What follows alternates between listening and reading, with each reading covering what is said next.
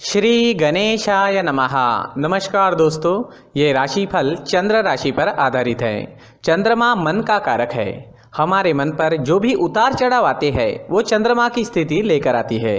इस वजह से चंद्रमा की पोजीशन हमारे रोज के जीवन को बहुत ज़्यादा प्रभावित करती है और इसके अकॉर्डिंग हमारा दिन अच्छा या बुरा जाता है।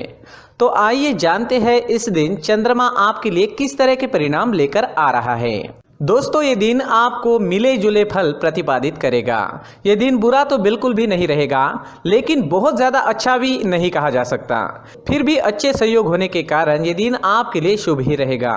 इस दिन चंद्रमा आपकी कुंडली में तीसरे भाव में रहेंगे, थर्ड हाउस में रहेंगे और वहां से भाग्य स्थान पर दृष्टि डालेंगे। तो दिन काफ़ी अच्छा और भाग्यशाली साबित हो सकता है। तीसरा भाव पराक्रम का स्थान कहलाता है।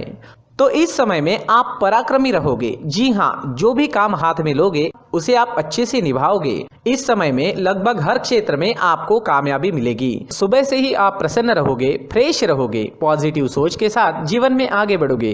व्यापारियों के लिए भी ये समय काफी अच्छा रहेगा। व्यापारी इस दिन खुलकर निवेश कर सकते हैं।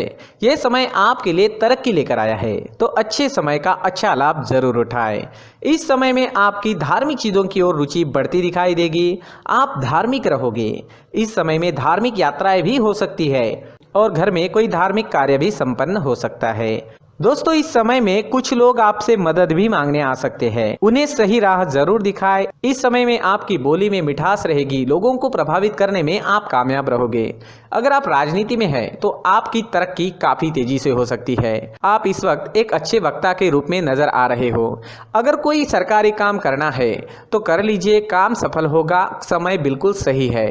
किसी नई चीज की खरीदारी करनी है, कोई बड़ी खरीदारी करनी है या कोई नया काम शुरू करना है, नया बिजनेस शुरू करना है, तो इस समय में काफी सुंदर योग बन रहा है।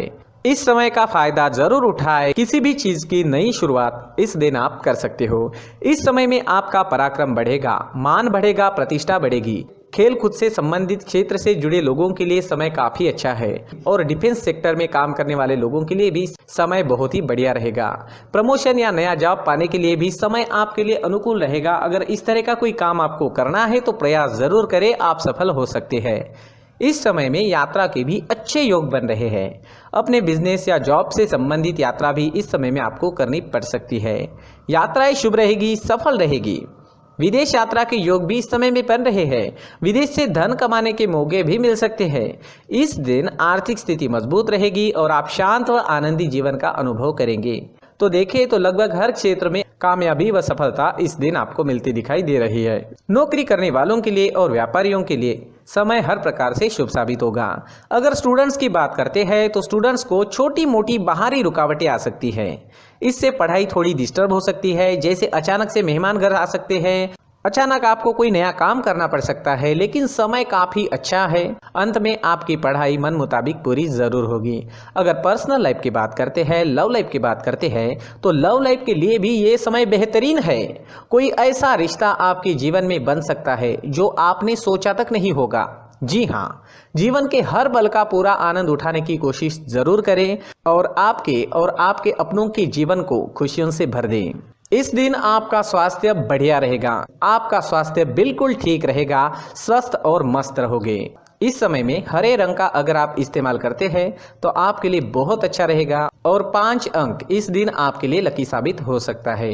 दोस्तों, ये राशिफल चंद्र राशि पर आधारित है, लेकिन कभी कभी हमारी पर्सनल कुंडली में बाकी ग्रहों की पोजीशन कुछ इस तरह की होती है कि आपके राशिफल परिणाम में बदलाव दिख सकता है। इसलिए राशिफल को एक मार्गदर्शन के तौर पर ले तो ज्यादा अच्छा रहेगा। दोस्तों, सभी राशि के लोगों के लिए जीवन में आगे बढ़ने के लिए कुछ जरूरी बातें वीडियो में आगे बताई गई है, तो वीडियो आगे जरूर देखें। नमस्कार दोस्तों, व्यक्ति को अपने जीवन में सफल होने के लिए मेहनत के साथ साथ भाग्य का साथ होना भी बहुत ही आवश्यक होता है। अगर व्यक्ति का भाग्य उसका साथ देता है तो कम मेहनत में ही अधिक सफलता प्राप्त होती है। परंतु कई बार ऐसा देखा गया है कि व्यक्ति के जीवन में कई ऐसी घटनाएं घटित होती है जिसकी वजह से उसको बहुत सारी परेशानियों का सामना करना पड़ता है और इस स्थिति में व्यक्ति को बिल्कुल भी समझ नहीं आता कि ऐसा क्यों हो रहा है।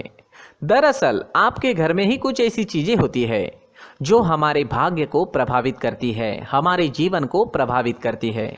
और उन चीज़ों के आसपास होते हुए भी हमें वो चीज़ें नज़र नहीं आती। वह चीज़ें हमारे चारों तरफ एक अजीब सा घेरा बनाकर रखती है, परंतु हम उसको नहीं देख पाते।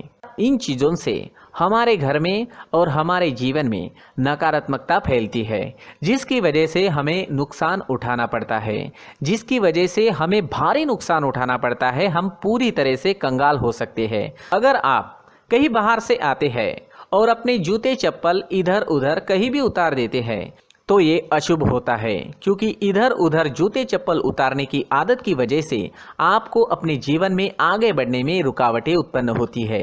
इससे उन्नति में बाधा आती है। इसलिए आप अपने जूते चप्पलों को उनकी जगह पर ठीक प्रकार से रखें। दोस्तों, काफ़ी लोगों को इस तरह की आदत होती है, कहीं से भी बाहर से आते हैं, कहीं भी जूते चप्पल फेंक देते हैं, कहीं पर भी उतार देते हैं। कुछ लोग तो घर के एंट्री के मेन डोर के सामने ही जूते या चप्पल डायरेक्टली उतार देते हैं। ये तो बहुत ही गलत है। साथ ही कुछ लोग जूते चप्पल उल्टे रख देते हैं, उस पर ध्यान नहीं देते। लेकिन इन चीज़ों पर ध्यान देना बहुत ज़रूरी होता है और जूते चप्पल हमारे जीवन को बहुत ज़्यादा प्रभावित करते हैं। दोस्तों, ध्यान रखें, जूते चप्पल हमेशा साफ सुथरे रखें और उनको उनकी जगह पर रखें। उनके लिए एक स्थान बनाएं, उस स्थान पर रखें। अगर कोई व्यवस्था उनके लिए की है तो बहुत ही अच्छी बात है, वहां पर उन्हें रखें, साफ सुथरा रखें। जूते चप्पलों को उनकी जगह पर कुछ इस तरह से रखें कि वो देखने में भी अच्छी लगे। अगर वो चीज़ें देखने में अच्छी लग रही है तो फिर उनसे नेगेटिव एनर्जी उत्पन्न होने की संभावना बिल्कुल भी नहीं रहेगी। तो दोस्तों, इस बात का ध्यान ज़रूर रखें। साथ ही दोस्तों, एक और बात है जिस पर आपको ध्यान देना बहुत ज़रूरी होता है। हमारे घर के छत के ऊपर जिन चीज़ों का हमें काम नहीं होता है उन्हें हम घर के छत के ऊपर रख देते हैं। ऐसा करते करते देखेंगे तो घर के छत के ऊपर कबाड़ जमा दिखता है। जी हाँ, जो चीज़ें हमें लगता है आगे जाके हमारे काम में आ सकती है वो हम घर के ऊपर रख देते हैं, लेकिन वो चीज़ें तो काम में नहीं आती। हमारे जीवन पर वो चीज़ें बहुत ही गहरा निगेटिव इफेक्ट डालती है। इसलिए हमारे घर के ऊपर का जो भी एरिया है वो पूरी तरह से साफ सुथरा रखें। जी हाँ, साफ सुथरा रखना है और एक भी बिना काम की चीज़ हमारे घर के ऊपर नहीं रखनी है। दोस्तों, नहीं तो हम जीवन में मेहनत करते ही रहेंगे और हम जितना पा सकते हैं उतना नहीं पा सकेंगे, क्योंकि ये चीज़ें हमें कहीं ना कहीं हमारे जीवन में पीछे रखेगी। इस वजह से घर के छत को पूरी तरह से साफ रखें, पूरी तरह से साफ सुथरा रखें, क्लीन रखें। साथ ही दोस्तों, हम हमेशा देखते हैं घर के ऊपर जाने के लिए जो सीढ़ियां हैं, उन सीढ़ियों के नीचे जो जगह होती है वहां पर सामान हमेशा रख दिया जाता है।